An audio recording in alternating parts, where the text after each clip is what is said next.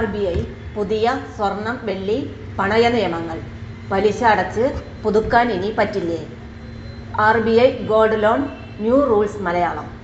നിങ്ങൾ സ്വർണം പണയം വെച്ച് വായ്പ എടുത്തിട്ടുണ്ടോ? അല്ലെങ്കിൽ ഭാവിയിൽ സ്വർണം അല്ലെങ്കിൽ വെള്ളി പണയം വെച്ച് വായ്പ എടുക്കാൻ പ്ലാനുണ്ടോ? എങ്കിൽ ഈ വീഡിയോ നിങ്ങൾ പൂർണ്ണമായും കാണണം. കാരണം RBI പണയ നിയമങ്ങൾ മുഴുവൻ മാറ്റിയിരിക്കുന്നു. ഇനി പലിശ മാത്രം അടച്ച് വായ്പ പുതുക്കാൻ പറ്റില്ല. വെള്ളിയും പണയം വയ്ക്കാം. സ്വർണം തിരികെ കിട്ടാൻ ബാങ്ക് വൈകിയാൽ നിങ്ങൾക്ക് പിഴ കിട്ടുന്നതാണ്. ഇന്നത്തെ വീഡിയോയിൽ RBIയുടെ പുതിയ സ്വർണം വെള്ളി വായ്പാ നിയമങ്ങൾ നാട്ടിലെ സാധാരണ ആളുകൾക്ക് ഇതെങ്ങനെ ബാധിക്കും ഉദാഹരണങ്ങളോടെ ഞാൻ വിശദമായി പറഞ്ഞു തരാം. ലൈക്ക്, സബ്സ്ക്രൈബ്, ഷെയർ ചെയ്യാൻ മറക്കല്ലേ. RBI എന്തിന് നിയമം മാറ്റി? കേരളത്തിൽ മാത്രമല്ല ഇന്ത്യ മുഴുവൻ സ്വർണം പണയം വെച്ച് വായ്പ എടുക്കുന്നവർ വളരെയധികമാണ്. പലർക്കും ഒരു ശീലമുണ്ടായിരുന്നു, വർഷങ്ങളോളം പലിശ മാത്രം അടച്ച് വായ്പ പുതുക്കിക്കൊണ്ടിരിക്കുക. ഇത് ആളുകളെ കടത്തിൽ കുടുക്കി ബാങ്കുകൾക്ക് റിസ്ക് കൂട്ടി പലപ്പോഴും സ്വർണം ലേലം പോകാൻ കാരണമായി. ഇതൊക്കെ കൊണ്ടാണ് RBI പുതിയ നിയമങ്ങൾ കൊണ്ടുവന്നത്. ഈ നിയമങ്ങൾ ബോറോവറിനെ സംരക്ഷിക്കാൻ വേണ്ടിയുള്ളതാണ്. ബാങ്കിങ് ട്രാൻസ്പെറൻസി കൂട്ടാൻ വേണ്ടിയുള്ളതാണ്. അമിത പലിശയും ചതിയും ഒഴിവാക്കാൻ കൂടി ഉള്ളതാണ്. 2026 ഏപ്രിൽ 1 മുതൽ ഈ നിയമങ്ങൾ പൂർണ്ണമായും പ്രാബല്യത്തിൽ വരും. ഏറ്റവും വലിയ സംശയം, പലിശ അടച്ച് വായ്പ പുതുക്കാൻ ഇനി പറ്റുമോ? ചുരുക്കി പറഞ്ഞാൽ ഇല്ല. പഴയ കാലത്ത് 1 ലക്ഷം സ്വർണ്ണ വായ്പ മാസം പലിശ മാത്രം അടച്ചാൽ വായ്പ വർഷങ്ങളോളം തുടരാം. ഇത് ഇനി അനുവദിക്കില്ല. പുതിയ നിയമങ്ങൾ പറയുന്നത് വായ്പ കാലാവധി സാധാരണയായി 12 മാസം. ഈ സമയത്തിനുള്ളിൽ പ്രിൻസിപ്പൽ പ്ലസ് ഇൻട്രസ്റ്റ് മുഴുവൻ അടച്ച് സ്വർണം തിരിച്ചെടുക്കേണ്ടതാണ്. പലിശ മാത്രം അടച്ച് വീണ്ടും റിന്യൂവൽ ചെയ്യുന്നത് നിർത്തി.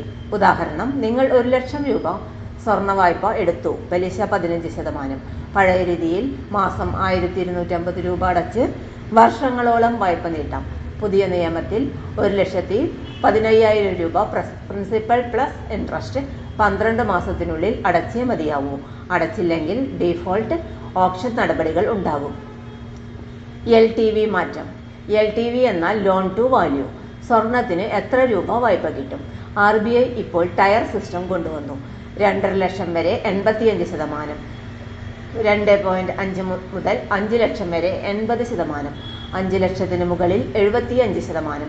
ഉദാഹരണം, നിങ്ങളുടെ സ്വർണ്ണവില 1 ലക്ഷം രൂപ, വായ്പ 85,000 രൂപ വരെ കിട്ടും. ചെറിയ വായ്പ എടുക്കുന്ന സാധാരണ ആൾക്കാർക്ക് ഇത് വലിയ സഹായമാണ്. സ്വർണത്തിൻ്റെ വില എങ്ങനെ കണക്കാക്കും? ഇനി ബാങ്കിന് ഇഷ്ടത്തിന് വില കണക്കാക്കാൻ പറ്റില്ല. പുതിയ നിയമപ്രകാരം 30 ദിവസത്തെ ശരാശരി വില അല്ലെങ്കിൽ മുൻ ദിവസത്തെ വില, ഇതിൽ ഏതാണ് കുറവുള്ളത് അത് എടുക്കും. മേക്കിംഗ് ചാർജ്, കല്ല്, ഡിസൈൻ ഇതൊന്നും വിലയിൽ ഉൾപ്പെടില്ല. ശുദ്ധ സ്വർണത്തിൻ്റെ വില മാത്രമാണ് എടുക്കുക. സ്വർണം തിരികെ കിട്ടാൻ വൈകിയാൽ ഇത് ബോറോവർ ഫ്രണ്ട്ലി റൂളാണ്.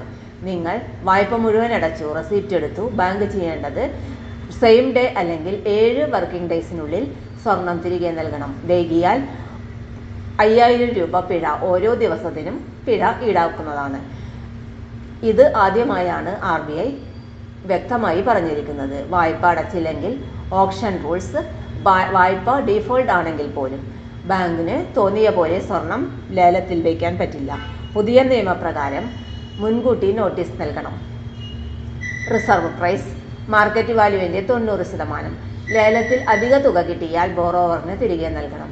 ബോറോവറിൻ്റെ അവകാശങ്ങൾ ഇപ്പോൾ ശക്തമാണ്. ഏറ്റവും പുതിയ മാറ്റം, വെള്ളിയും പണയം വയ്ക്കാം. ഇത് വലിയ മാറ്റമാണ്. ഇനി വെള്ളി ആഭരണങ്ങൾ, വെള്ളി നാണയങ്ങൾ എന്നിവ പണയം വെച്ച് വായ്പ എടുക്കാൻ സാധിക്കും. സ്വർണത്തിനുള്ള നിയമങ്ങൾ തന്നെ ബാധകം. ഗ്രാമപ്രദേശങ്ങളിൽ സ്വർണമില്ലാത്തവർക്ക് ഇത് വലിയ സഹായമാണ്. നാട്ടിലെ സാധാരണ ആളുകൾക്ക് ഇതിൻ്റെ ഫലം കിട്ടും. ഗുണങ്ങൾ: കൂടുതൽ ട്രാൻസ്പെറൻസി, അമിത പലിശ ഒഴിവാക്കും, സ്വർണം തിരികെ കിട്ടാൻ ഉറപ്പ്, ചെറിയ വായ്പക്കാർക്ക് കൂടുതൽ സഹായം. ശ്രദ്ധിക്കേണ്ടത്, പലിശ മാത്രം അടച്ച് വർഷങ്ങളോളം വായ്പ നീട്ടാൻ പറ്റില്ല. വായ്പ എടുത്താൽ റീപേയ്മെന്റ് പ്ലാൻ ഉണ്ടാകണം. ആവശ്യം കഴിഞ്ഞാൽ ഉടൻ തിരിച്ചടയ്ക്കണം എന്ന മനോഭാവം ഇനി അപകടകരം. ഒറ്റവാക്കിൽ പറഞ്ഞാൽ RBIയുടെ പുതിയ സ്വർണ്ണ വെള്ളി പണയ നിയമങ്ങൾ ബോറോവറിനെ സംരക്ഷിക്കുന്നതാണ്.